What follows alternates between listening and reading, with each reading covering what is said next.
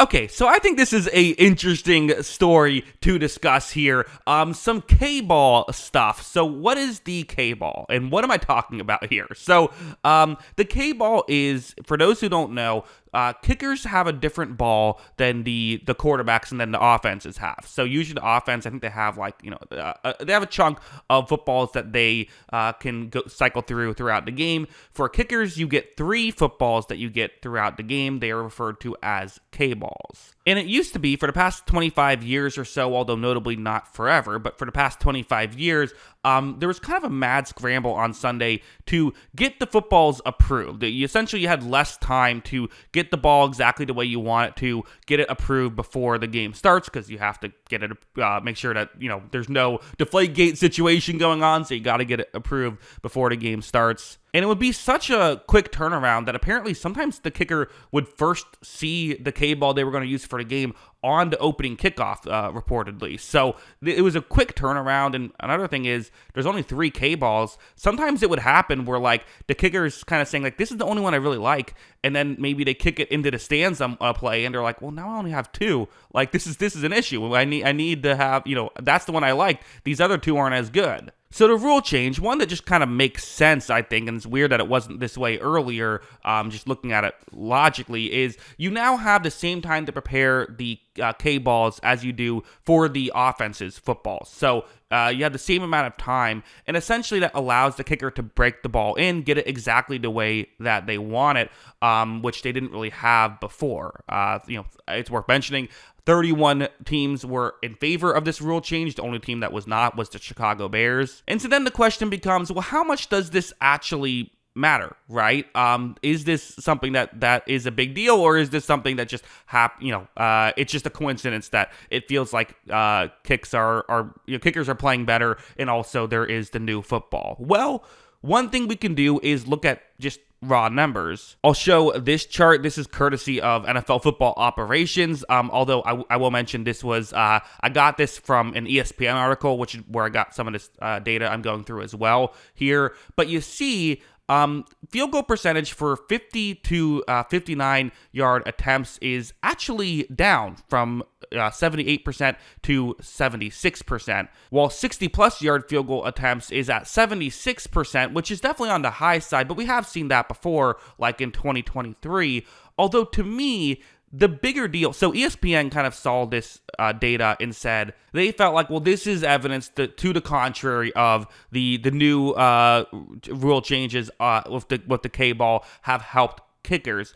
But I'm looking at this data and saying, in 2025, we have had 69 50 plus yard field goal attempts that aren't over 60 yards. So total of 76 total kicks beyond 50 yards. We are coming up at the record for most attempts there, and we're not even halfway through the season yet. So to me, that is kind of an important thing to throw in here, is we're seeing way more of these attempts. So if we're seeing more of these attempts, it's not that crazy that the percentages will be about the same, because kickers that maybe earlier wouldn't have tried a 55-yard field goal are now trying it. So I actually disagree with the conclusion that because the percentages are the same, that means that there is no advantage. I suspect there actually is some advantage here with this, but because of that advantage, you're seeing more teams try field goals, and ultimately, you still have to hit it online, right? And blocks still count. There have been more blocks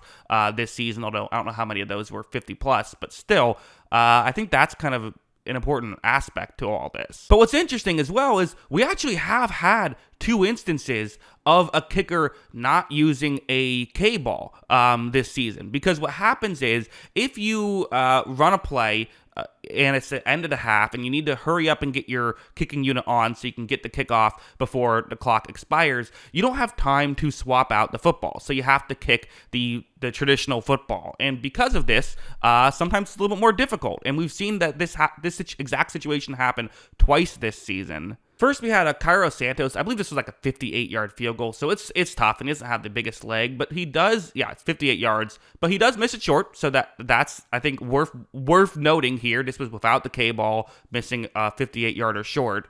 This one more surprising, though. A Vikings kicker, this was, again, they had to hurry up. They didn't get the K-ball out there, and this one is missed short. It's only a 52-yard field goal that gets missed short here. So again, the kicker's also hurrying up to the, to the play. Like, is that a factor? Certainly possible. But this kick was in that same game. This is 54 yards, a little bit further. This is with the K ball, and you see, I mean, this ball goes way past the, past where it needed to go. This wasn't even close to being short. So again, maybe it's the hurrying up to the line that factors things in.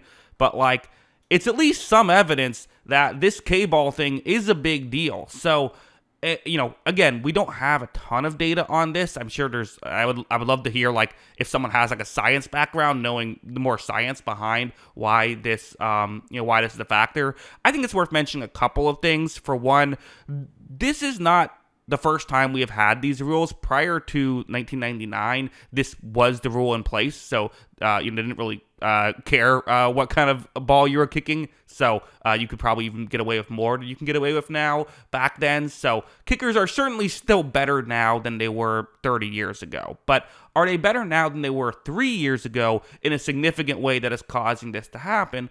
Or has the K-ball been a real factor? And to me, I think this is enough of evidence that if I'm a head coach, I am trying to avoid that hurry onto the field situation to have to kick a long field goal if I can. If it's a short field goal, okay, whatever. But if it's 50 plus, I want the K-ball there. And I'm willing to, maybe even like not run an extra play and just kick with the K-ball instead of having to risk not having the K-ball in that situation.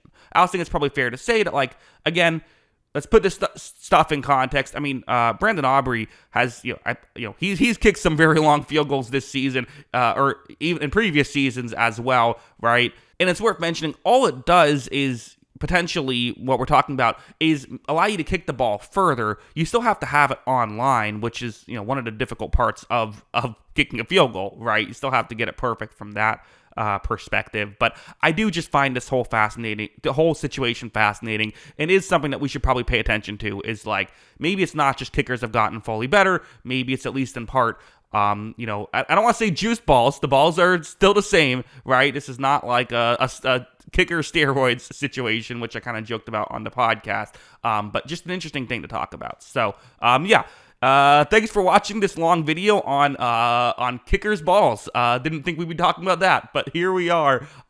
Thanks for checking out this video. Let me know your thoughts in the comments below. Always love hearing from you. And of course, as always, thanks for watching.